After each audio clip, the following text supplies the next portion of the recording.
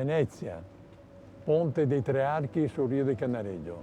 1770-1771.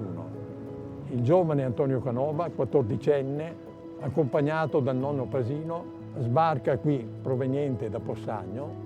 Il ragazzo Canova, che ha già dimostrato ottime capacità di scultore, intende frequentare uno dei più rinomati studi di scultura della città. Nel volgere di 10 anni potrà sperimentare le più raffinate tecniche di scultura, frequenterà l'Accademia di Belle Arti, darà prova della sua abilità esponendo opere importanti alla Fiera della Sensa. Alla fine del decennio, trasferitosi a Roma, diventerà lo scultore più famoso della sua epoca. I Canova, attraverso il Rio di Cannaregio, raggiungono il Canal Grande, da dove si dirigono verso Rialto. Verso quella destinazione ci dirigiamo anche noi adesso, perché vogliamo seguire il loro percorso passo passo.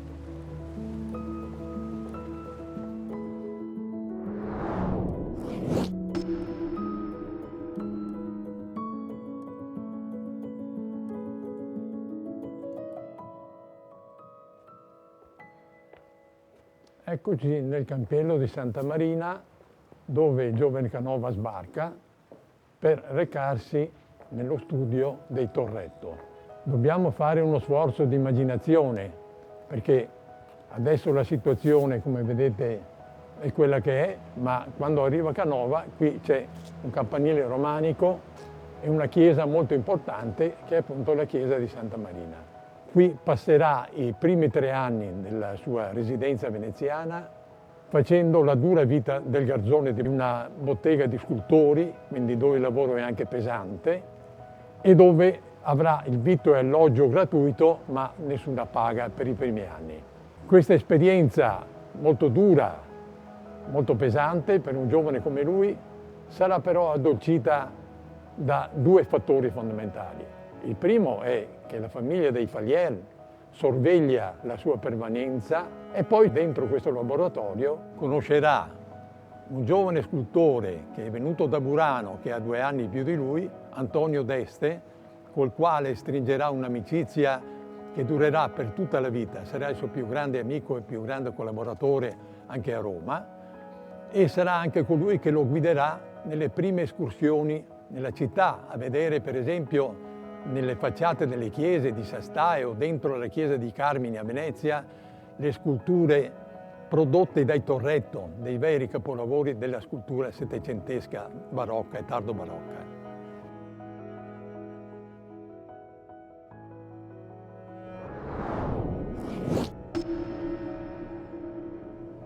Alle mie spalle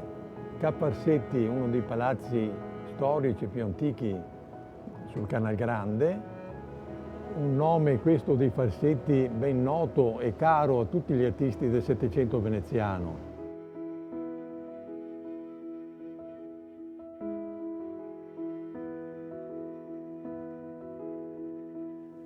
Eccoci all'interno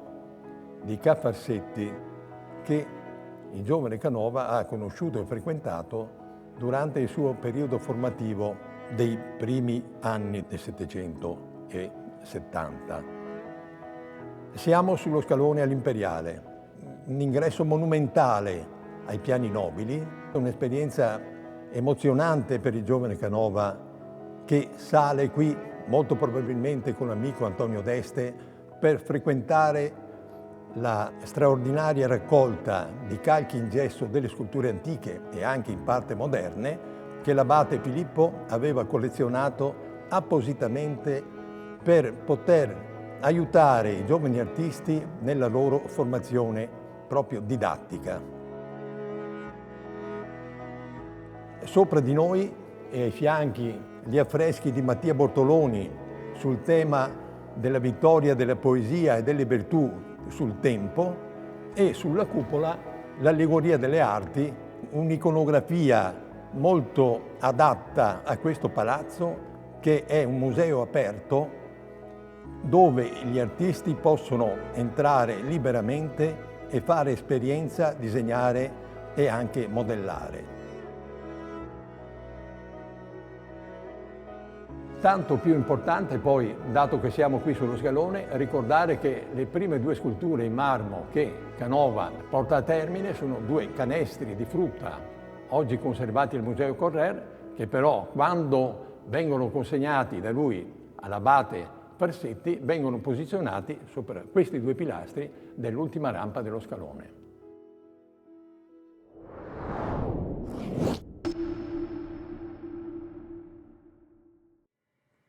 Questa prova di modellato ci mette davanti concretamente, fisicamente, alla bravura di questo giovane scultore che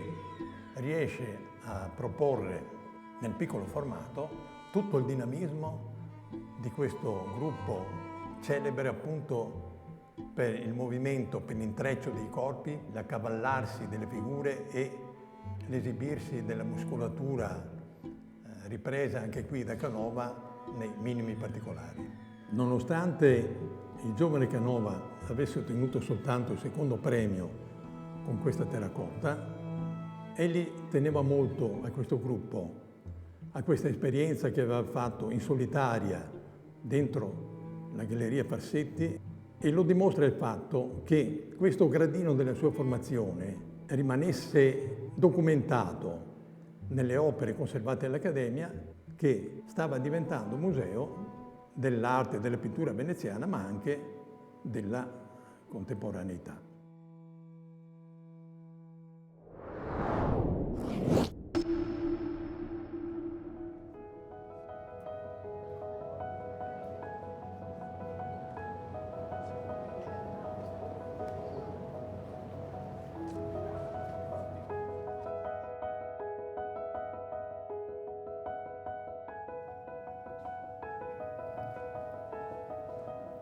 Siamo nella sede della Direzione Marittima del Veneto e della Capitaneria di Porto di Venezia.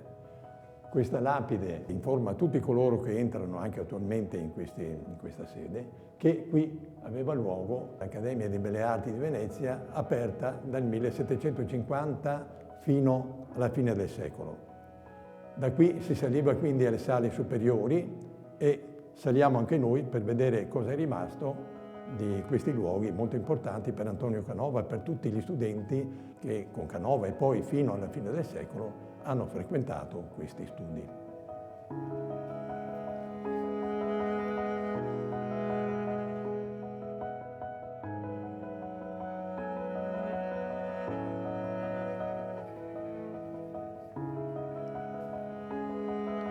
Eccoci nella sala principale dell'Accademia di Belle Arti.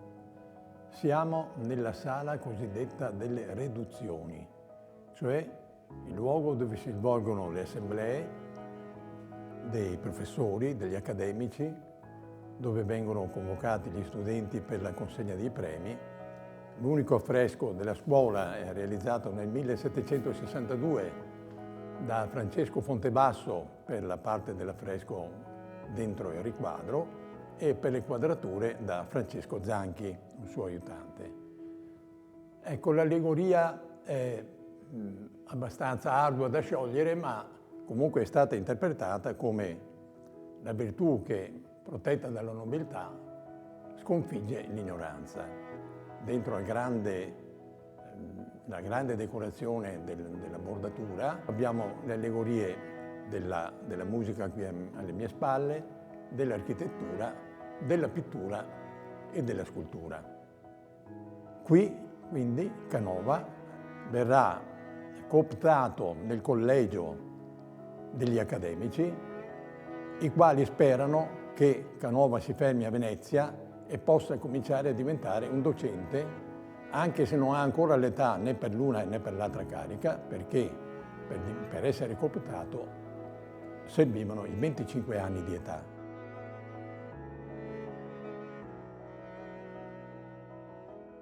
Sempre in questo ambiente si verifica per Canova un'esperienza, direi, piuttosto rara,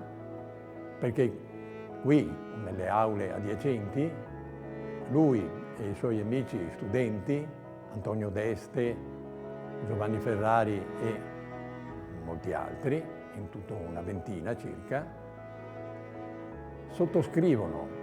una petizione che è anche una lettera di protesta, diciamo, nei confronti dell'Accademia, perché essi ritengono che il tempo loro destinato per portare a termine un disegno dal nudo maschile in posa sia troppo breve rispetto a quello che loro aspirerebbero di avere a disposizione. Questa lettera è firmata da tutti questi studenti, anche da Antonio, che, cosa curiosa e anche di una certa importanza forse, si firma Antonio Canova con l'accento sdrucciolo.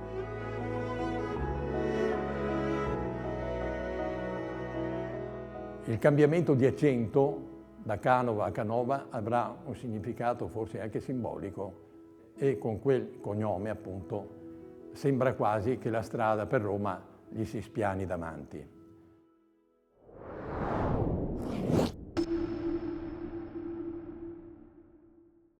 Siamo nelle sale canoviane del Museo Correre a Venezia, in Piazza San Marco, dove i visitatori possono conoscere un gruppo di opere straordinarie di Antonio Canova, a partire dai primi capolavori giovanili che sono presenti esclusivamente in questo museo. In particolare questo, il gruppo di Orfeo e di Euridice, richiama la nostra attenzione perché si tratta del primo gruppo complesso che il giovane artista, poco più che 17enne, può modellare e scolpire sulla base di un accordo con il senatore Giovanni Fallier e la famiglia, i quali gli commissionano questo gruppo di sculture da giardino per il loro parco nella villa ai Pradazzi di Asolo. Osserviamo innanzitutto Euridice, questa figura di donna del mito greco antico che viene salvata dagli inferi da Orfeo, col patto però che lui non si deve assolutamente girare mentre si allontanano dall'Ade per osservare la giovane donna. Orfeo non rispetta questo divieto e quindi il salvataggio fallisce.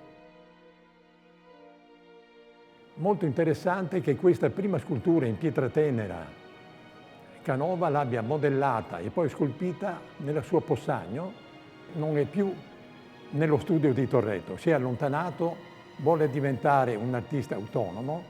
e quindi vuole lavorare da solo, senza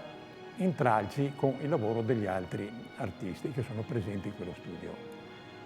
Una grande difficoltà l'artista la trova a Possagno, questo piccolo paese dove tutti si conoscono, per individuare una modella che sia disponibile a posare ignuda davanti a lui e al suo amico Antonio d'Este, mentre lui disegnerà questa scena e poi comincerà anche addirittura a plasmare in argilla la figura di Euridice. L'esito è eccezionale. La figura ha un movimento fortissimo, viene strappata all'indietro da quella mano che esce dalle fiamme degli inferi, dell'Ade, mentre la mano sinistra è libera e indica il disappunto, il dolore, perché la protagonista capisce che non potrà più raggiungere Orfeo.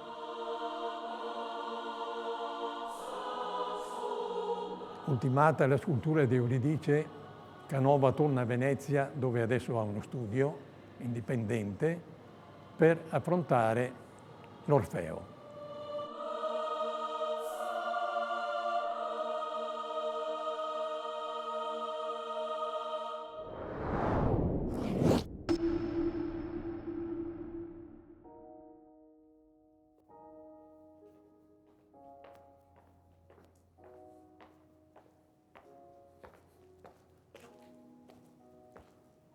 Siamo all'interno del grande edificio che circonda la chiesa di Santo Stefano, dove i monaci agostiniani hanno il convento e la sede delle loro attività interne. Qui, per una serie di circostanze favorevoli, Canova può avere per la prima volta uno studio suo sotto questo colonnato, grazie all'intervento dei Fallier che lo hanno aiutato a staccarsi dalla bottega dei Torretti e a trovare, sia pure provvisoriamente, uno spazio per un suo laboratorio.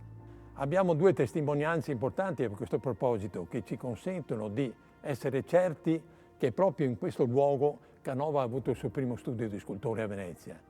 La prima è quella di Giuseppe Fallier, che ricorda che in questo chiostro interno, il secondo chiostro di Santo Stefano, lui ha avuto la possibilità di avere un laboratorio e di scolpire l'Orfeo. Allo stesso modo ha scritto qualcosa di simile anche Tiberio Roberti, ricordando che negli intercolumni, qui nel chiostro interno, Canova aveva appoggiato dei tavolacci in modo da crearsi uno spazio isolato. Qui dunque l'artigiano Canova diventa un giovane artista, orgoglioso del suo lavoro e della sua privacy, diremmo oggi, può lavorare da solo, modellare quindi in argilla l'Orfeo e poi tradurlo in pietra tenera di Custozza e quindi completare quel grande gruppo che oggi, da tanti decenni, è conservato al Museo Correr.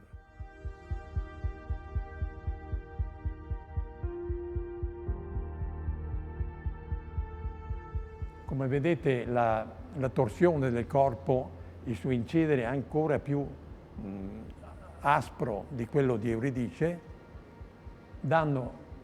l'idea precisa dell'azione e di una dinamica che resterà incancellabile anche nella memoria di Canova per qualche scultura successiva, anche se raramente e forse mai la sua espressività sarà così radicata nelle gestualità delle mani. Preziosa anche il particolare della lira che nella furia di uscire dall'Ade, sperando che Euridice possa seguirla, viene calpestata dal piede destro. Nell'insieme comunque un'opera, anche questa, molto riuscita, che è collegata proprio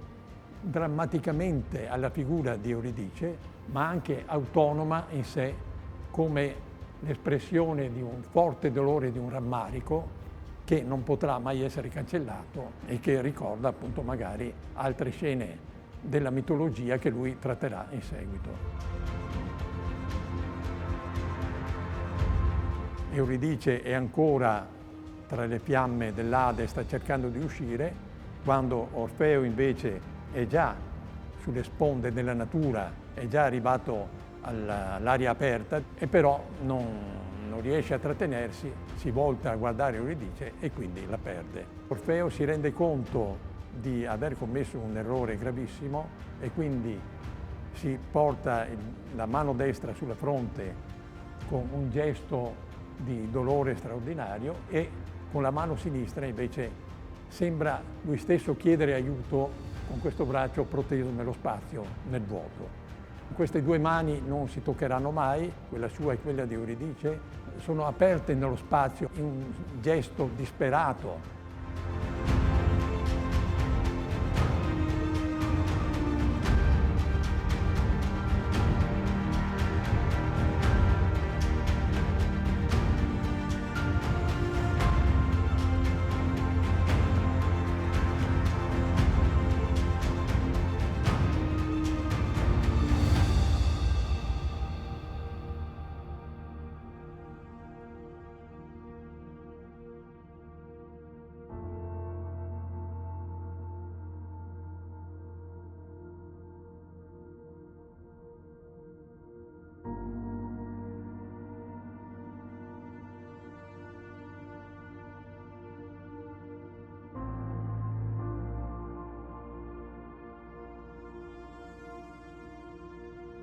Siamo nella sala del Dedalo Icaro, il gruppo giovanile più famoso di Canova. Vettor Pisani affida a Canova 400 zecchini perché realizzi questo gruppo innovativo. Da questa somma Canova riuscirà a trarre per sé i 100 zecchini che gli consentiranno di effettuare l'agognato viaggio a Roma per immergersi nel grande laboratorio dell'antico e dell'attualità della capitale delle arti dell'epoca.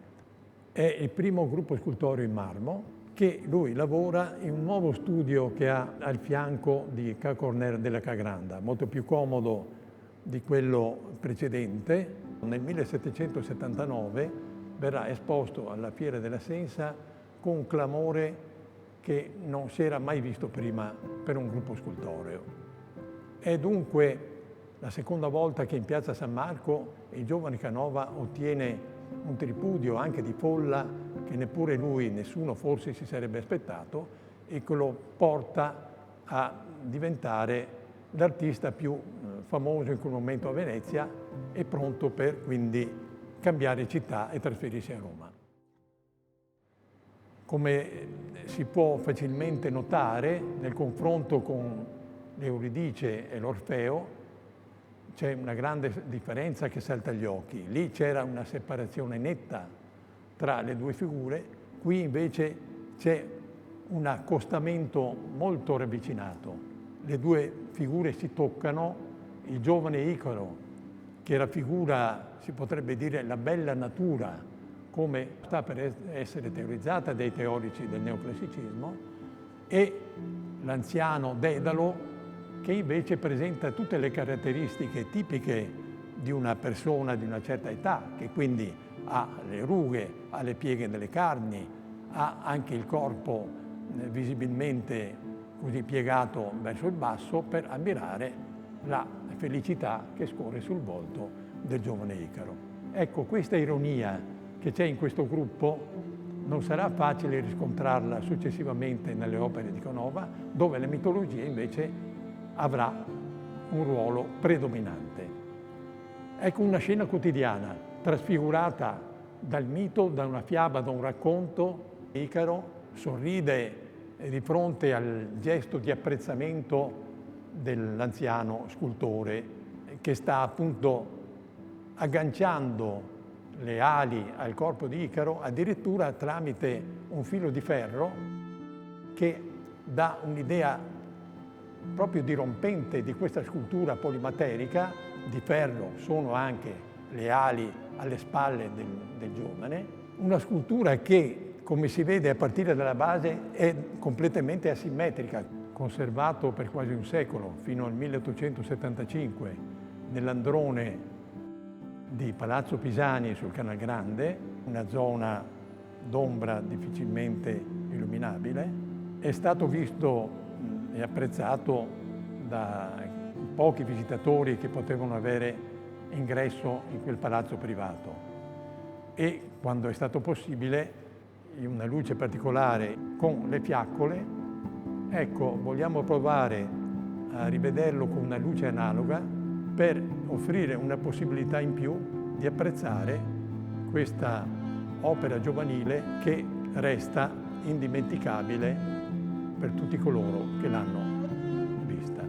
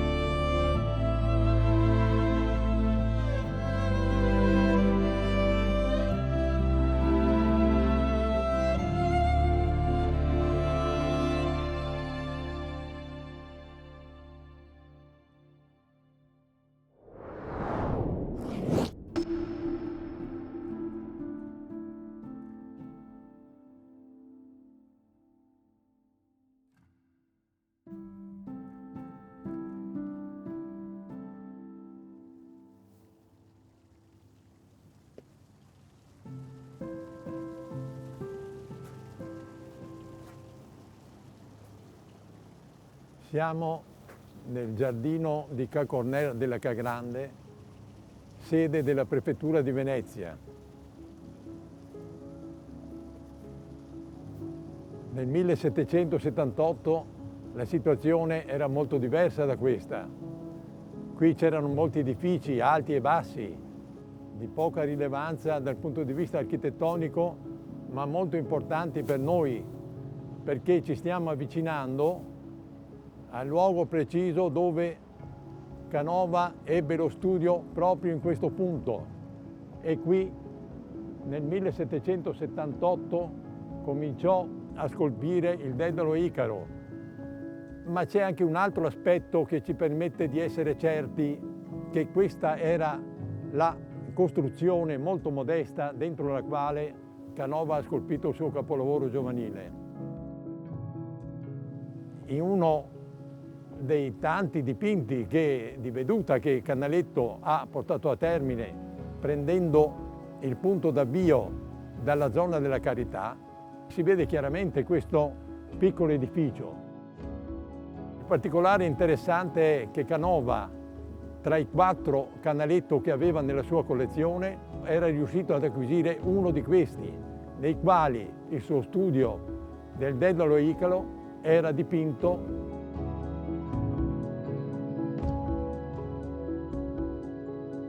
La lapide che ricorda questi avvenimenti, affissa qui sul fianco di Ca Corner della Ca Granda, è una testimonianza importante di come i veneziani non si fossero dimenticati nel corso dell'Ottocento che il giovane Canova aveva fissato un punto limite della scultura veneziana del Settecento quando ha portato a termine il Dedalo Icaro, che gli ha aperto la strada per l'avventura romana.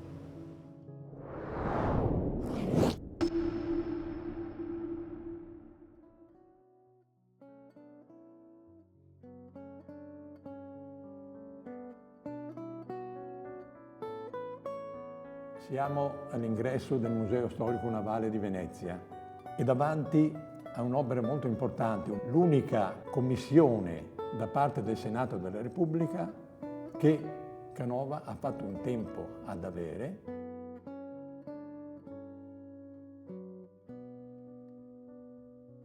Quindi il Canova che arriva a Venezia nella primavera del 1792 è un altro artista. È un artista che ha un suo stile che si sta imponendo per il suo linguaggio originale, che poi sarà definito neoclassico, che potremmo dire anche classico moderno. In particolare, davanti a questa stele molto grande di dimensioni, dobbiamo dire alcune cose importanti. È la sua prima stele funeraria che gli consente di rinnovare il linguaggio dei monumenti di questo tipo nella Roma dell'epoca e che sarà imitato da tutti gli scultori che vedranno questa svolta a Roma e fuori di Roma. L'occasione per Canova di realizzare questa scultura molto importante è dovuta al fatto che nel marzo del 1792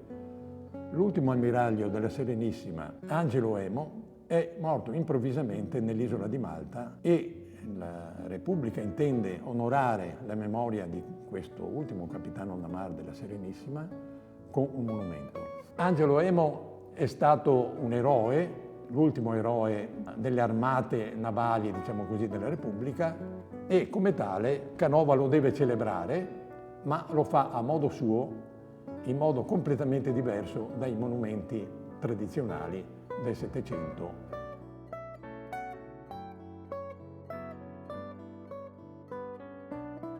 Con questo monumento Canova trasforma completamente l'iconografia tradizionale dell'omaggio funebre a un eroe, una grande personalità. E lo fa senz'altro affidandosi al modello antico, cioè la stele funeraria, però trasforma questa stele in qualcosa di completamente diverso con l'introduzione di figure allegoriche trattate con gusto, con una sapienza e con un'abilità straordinaria che rendono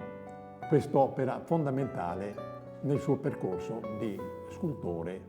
del rinnovamento della scultura europea.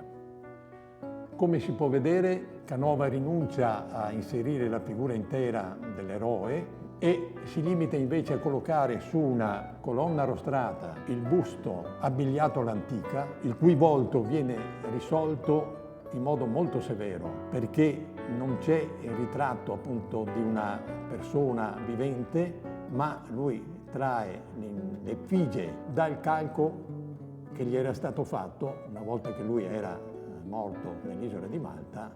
e il suo corpo era stato mummificato. Ecco, questa severità d'impianto non gli evita assolutamente di affrontare anche e di trattare elementi naturalistici e corrispondenti poi alle vicende storiche di questo grande militare della Serenissima, a partire da questa parte dove le onde del mare così lambiscono la colonna rostrata e poi nella parte sinistra dove, come vediamo, le batterie galleggianti sono trattate con una minuzia, una precisione straordinarie a indicare che tutta questa base qui è la base, diciamo così, storica, veritiera di una trasformazione dovuta alla fama e alla vittoria che invece si rivolge verso l'alto.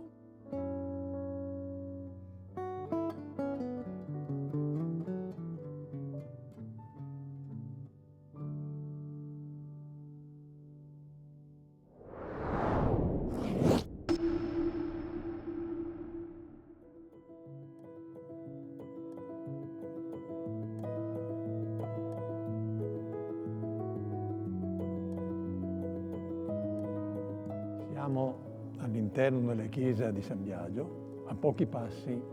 dal Museo Storico Navale di Venezia. Qui è conservato il monumento ad Angelo Demo commissionato allo scultore Giovanni Ferrari dagli eredi del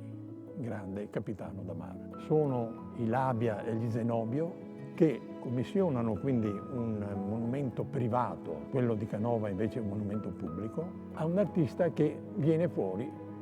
come Canova dallo studio dei Torretti. Il Ferrari è legato alla committenza, quindi al gusto degli Zenobio e dei Labia, e quindi porta a termine una scultura di tipo settecentesco, addirittura seicentesco si potrebbe dire, quindi legata a un trattamento artigianale eccelso, niente di pesante in questo suo lavoro strepitoso, a partire dai particolari dell'abbigliamento con i bottoni scolpiti uno a uno, il pizzo traporato che pende dalla mano sinistra, il modo nel quale la stessa base qui della scultura è una sorta di vela ripiegata, tutti elementi che ricordano la vicenda di questo grande condottiero.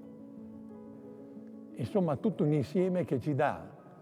un'idea che più opposta di così non potrebbe essere con la svolta che Canova invece ha imposto alla scultura funeraria moderna.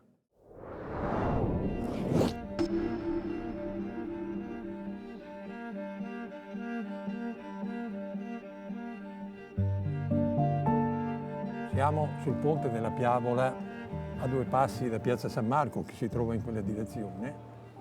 in una stanza indicata con precisione dalla lapide che abbiamo davanti,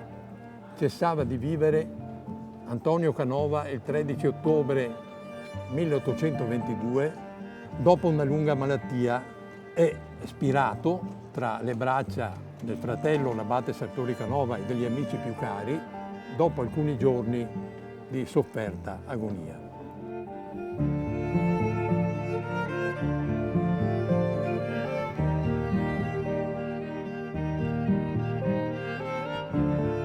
Qui necessariamente termina anche il nostro itinerario, che ha seguito le orme dell'artista nel corso del decennio degli anni 70 soprattutto, e poi in questa fase finale della sua esistenza. Colgo quindi l'occasione per ringraziare l'Ateneo Veneto che ha promosso questa iniziativa e per ringraziare ancora i musei, le istituzioni pubbliche che hanno agevolato questo nostro percorso, confidando che sulle orme di Canova e sulla traccia e sulla presenza importante delle sue opere, questo filmato, questo documentario possa contribuire a far conoscere e ad apprezzare sempre più l'opera di Antonio Canova.